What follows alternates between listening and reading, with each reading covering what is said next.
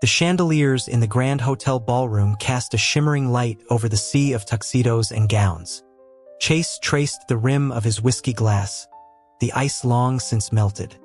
Across the crowded space, Leo stood surrounded by a constellation of admirers, his laugh cutting through the murmur of conversation like a familiar melody Chase had tried for years to forget.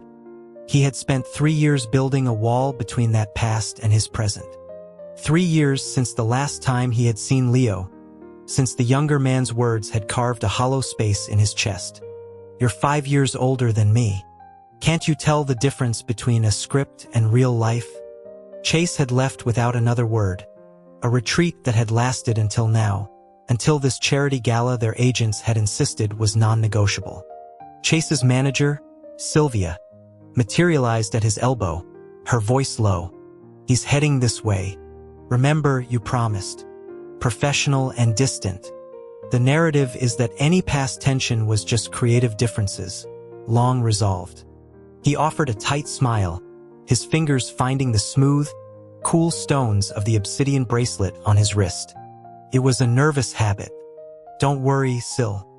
I'm adjusted." We're on the same page now. Two professionals. The crowd seemed to part, and then Leo was there, taller than Chase remembered, his suit a perfect, dark silhouette against the glittering backdrop. The easy confidence he wore now was a far cry from the raw, intense newcomer Chase had met on the set of Daybreak. That show, a limited series about a reclusive writer and the charismatic drifter who upends his life, had been a gamble. Its recent explosive success was a shock to everyone, especially Chase, who had built a respectable, quiet career playing supporting roles, while Leo had skyrocketed to stardom. Leo's voice was deeper, but it still held that same rough texture that used to make Chase's pulse stutter. "Leo, good to see you." Chase kept his tone even, extending a hand. Instead of shaking it, Leo grasped his shoulder, his thumb brushing the fabric of Chase's jacket. The contact was brief, electric, and wholly inappropriate. His eyes, a startling shade of hazel under the lights, held a challenge. "You look the same." Chase withdrew, forcing a casual shrug. "You don't. Fame suits you." He felt the need to state it plainly to set the boundary. "For the record, I'm seeing someone. A woman. So any lingering weirdness from back then, it's handled." Leo's gaze dropped to Chase's mouth for a fraction of a second before lifting. "Is that so?" he murmured, the words almost lost in the din. "I'm happy for you." The following week, they were seated side by side on a plush interview sofa for a primetime talk show.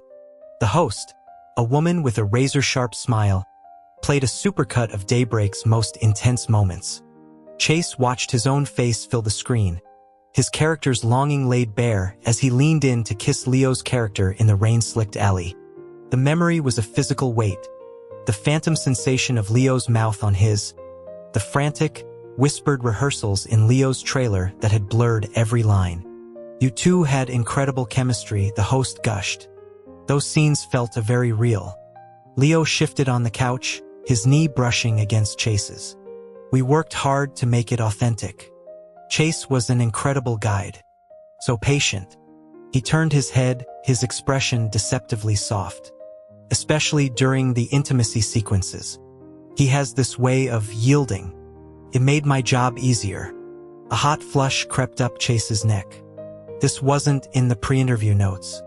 He managed a strained laugh. "Well, it was my job. We were both committed to the story."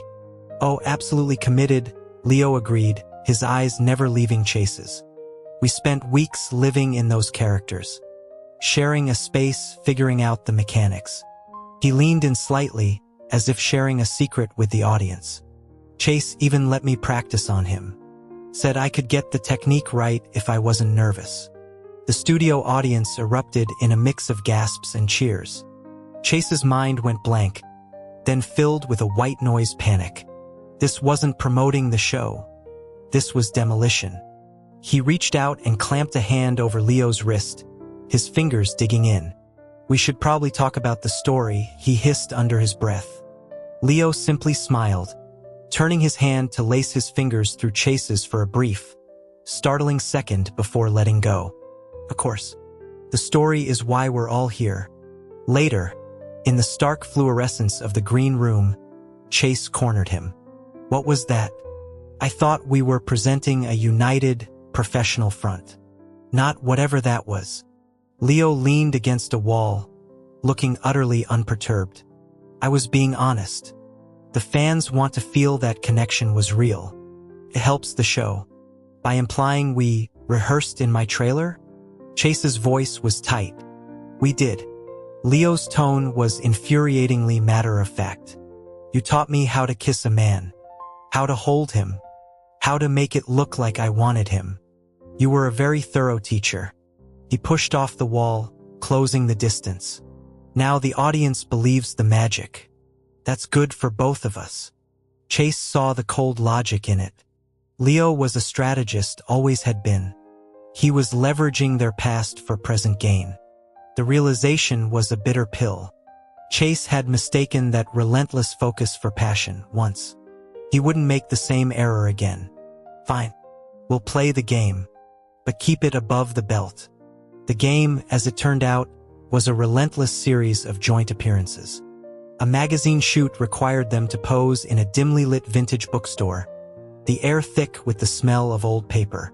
The photographer, a legend known for her sensual portraits, was frustrated. Chase, I need more from you. I need hunger, a wanting, she called out. You look like you're reading a tax form. He was trying to hold back, to keep a part of himself locked away from Leo's gravitational pull. Leo watched him struggle, then approached during a break. You're overthinking it, he murmured, his breath warm against Chase's ear. Just like you did on set. Remember? You told me to stop acting and start feeling. His hand came to rest on the small of Chase's back, a firm, grounding pressure. You're the one who taught me this. Let go. Something in Chase snapped, a mix of professional pride and old, buried defiance. He turned, grabbed Leo by the collar of his rumpled linen shirt, and pulled him into the narrow aisle between two towering bookshelves. You want feeling? He growled, and crushed his mouth against Leo's. It wasn't a gentle kiss. It was all frustration and remembered heat, a reclaiming of control. Leo responded instantly, a low sound in his throat, his hands gripping Chase's hips, pulling him flush against his body. The world narrowed to the taste of coffee, the scrape of stubble, the hard line of the bookshelf against Chase's back. When they finally broke apart, gasping, the photographer was beaming. Yes, that's the shot, she exclaimed, clicking away. Leo rested his forehead against Chase's, his pupils dilated. See? He whispered, his voice ragged. Old habits. Chase shoved him away, his own breathing uneven. Just doing my job. That night, in the sterile quiet of his high-rise apartment, the dream returned. Not a dream of the show, but of the messy, real aftermath. Leo in his dimly lit kitchen, wearing Chase's old college sweatshirt, his expression heartbreakingly young and earnest. I think about you all the time, Chase. Not the character. You. And Chase, foolish, hopeful Chase, believing it. He woke with a jolt, sweat damp and disoriented, the ghost of that confession hanging in the dark room. The final event was a prestigious awards ceremony. They were nominees for Best On-Screen Duo. Chase walked the red carpet alone, a storm of flashbulbs illuminating his path. At the end of the press line, Leo waited, looking devastating in a tailored black tuxedo that was a deliberate compliment to Chase's midnight blue. The whispers began immediately. They posed together, shoulders touching, and for a moment, under the blinding lights, it felt dangerously like standing at an altar. We clean up nice, don't we? Leo said, his smile public perfect but his eyes searching Chase's face.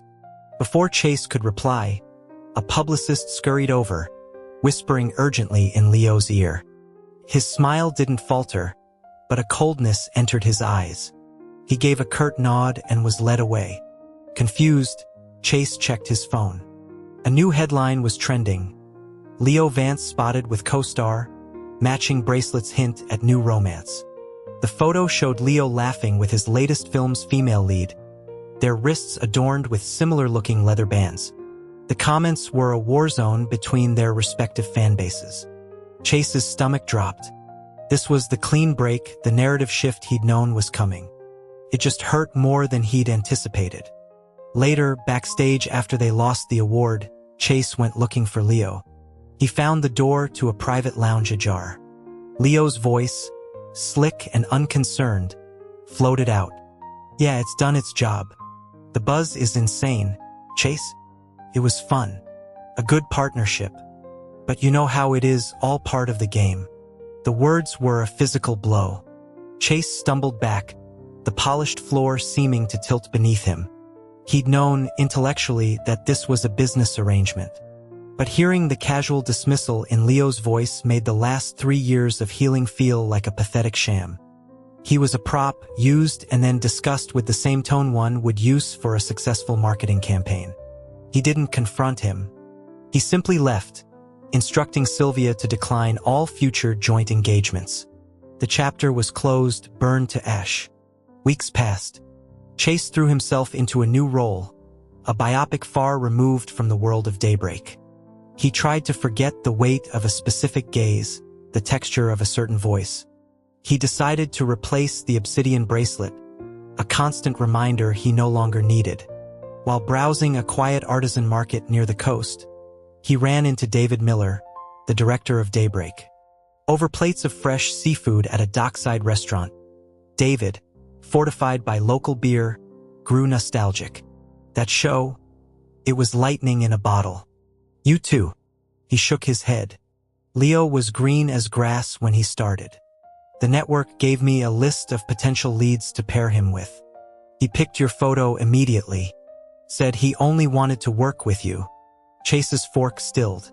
He had a choice? Oh yeah, but he was adamant. "Saw something in you." David's expression turned pensive, guilty. "There's something I never told you. I got worried near the end. The lines were gone for both of you. I talked to Leo, told him he needed space, time to decompress away from you after we wrapped. For his sake and yours." Chase felt a strange ringing in his ears. He wouldn't have agreed to that. He didn't, David admitted. "So I made a call I shouldn't have. To his family. They're formidable people. They made it clear his future would be complicated if he didn't create some distance. He fought them. Hard. Finally, he said something strange. He said, 'The right person will be waiting in the future you build for yourself.' Then he backed off. The world seemed to slow. The sounds of the restaurant faded. That phrase. It was from the show's ambiguous final scene, a line Chase's character had spoken in voiceover. Sometimes the right path isn't the straight one. The right person will be standing in the future you build. David's phone buzzed violently. He glanced at it, then at Chase, his face pale. "You need to see this." He handed the phone over. It was a screenshot of a since-deleted social media account. The username was an inside joke from the Daybreak set. The last post was a furious rant. "Adjusted. He says he's adjusted. He thinks some therapist in Brooklyn straightened him out. I've been losing my mind for 3 years. Therapist John, you're a hack. Sleep with one eye open." Scrolling up, Chase saw a gallery of photos. Blurry shots of himself leaving a gym. A clear one of him reading at an outdoor cafe, taken from a distance. A picture of his old apartment building. The dates spanned the entire 3 years of their separation. The captions were a chaotic mix of longing, fury, and desperate, unhinged poetry. His own breath felt too loud. Sylvia called as he stared at the screen. Her voice was tense. "The internet is having a field day. They're calling it the greatest love story ever sold. What do you want me to do?" "Nothing," Chase heard himself say. "I'll handle it." He knew where to go. A private members club in the city, all dark wood and hushed tones. He'd arranged to meet a respected indie director there, a woman interested in a project for him and potentially Leo. He was early, nursing a seltzer, when the club's serene atmosphere shattered. Leo burst through the doors, his hair disheveled, a fresh cut on his jawline. He ignored the startled hostess, his wild eyes scanning the room before locking onto Chase. He stormed over, pointing a trembling finger at the director, who had just arrived. "Who is this?" he demanded, his voice raw. "A week. I was out of contact for 1 week, and you're already on a date?" I knew it. I knew that adjusted thing was bullshit. Chase stood up, a strange calm settling over him. "Leo, this is... I don't care." Leo's composure, the cool movie star facade, was completely gone. He looked young and shattered. "I made a mistake. I said things I didn't mean because I was cornered, because I was trying to protect what I was building so I could finally come back to you without their interference. Please." His voice broke. "Don't do this. Don't leave me again." Chase reached out, his thumb gently brushing the cut on Leo's jaw. "You're bleeding." "I had to get past security," Leo mumbled, his anger deflating into exhaustion. He leaned into the touch, his eyes closing for a second. "My father's security. I've been detained. I just got free." Chase turned to the director, offering an apologetic smile. "I'm so sorry. A family emergency. Can we reschedule?" Once they were alone in a quiet alcove, Chase produced a handkerchief, dabbing at Leo's jaw. "I saw the account," he said softly. Leo flinched. I'm sorry. "It was stupid. I was just screaming into the void. I know what you said on the phone backstage was for your father's benefit. David told me everything." Leo's eyes widened, filling with a vulnerable hope so bright it was painful to look at. "You do? Then you know it was all for this. To get here. To be able to choose you." Chase cupped his face. "I know a lot of things now. I know you watched me for 3 years. I know you fought your family. I know you believed in a future I stopped daring to imagine." He leaned in, his lips brushing Leo's in the softest of kisses. "What I don't know is why you thought I wouldn't wait." A tear traced a path through the dust on Leo's cheek. "Because I was an idiot who let you walk away once. I thought I'd ruined it forever." "You didn't ruin anything," Chase whispered. "You just took the long way around." Later, in the subdued light of Chase's bedroom, Leo traced the lines of Chase's palm. He was quieter now, the frantic energy replaced by a deep, trembling relief. "I saw the headlines," he said, his voice a low rumble against Chase's shoulder. "About your new film. The love scene. Chase Said, a familiar tensión returning. Just one kiss, Leo. It's pretend." "I know it's pretend," Leo insisted, but his grip tightened. I remember how good you are at pretend." Chase turned, facing him. He saw the insecurity there, the ghost of their 5-year age gap and the years of separation that Leo, in his heart, still feared. He saw the boy he'd mentored, now a man who had moved mountains to find his way back. He pushed Leo onto his back, straddling him, looking down into those wide, hazel eyes. "Let me show you the difference," Chase murmured, lowering his head between pretend and this. After, as dawn painted the room in shades of gray and gold, Leo dressed with careful, almost reverent movements. He helped Chase into his shirt, his fingers lingering on each button. "I got a new car," he said, apropos of nothing. "Why?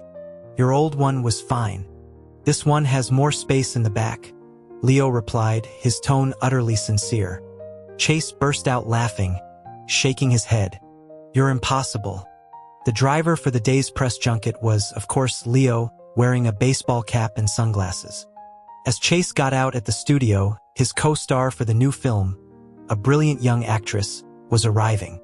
Her eyes went from Chase to the idling SUV, and her professional smile melted into one of dawning, incredulous delight. "Oh my God," she breathed, stepping closer to the driver's window. "Leo? Is that you?" Leo lowered his sunglasses, offering a curt, polite nod. The actress clasped her hands together, her voice dropping to an excited whisper. I just have to say, I'm a huge fan of both of you together. She glanced between them, a conspiratorial gleam in her eye. The dynamic is just perfection. The potential for, narrative tension is off the charts. Chase felt a flush creep up his neck. Leo, however, transformed. The wary coolness vanished, replaced by a grin of pure, unadulterated triumph.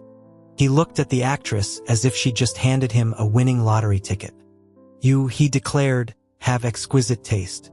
That evening, Leo didn't even make it out of the studio parking garage. The seats of the new, very spacious SUV reclined with a quiet hum. In the shadowy silence, lit only by the amber glow of safety lights, Leo produced the rest-rung obsidian bracelet from his pocket. The stones felt cool and heavy in his palm. You lost these, he said, his voice husky. I found them. Thought they might need a new home. Chase's breath hitched as Leo's hands, sure and steady, began to map a new, undeniable truth across his skin. Each smooth, dark beat a promise, a reclamation, a silent and permanent vow in the dark.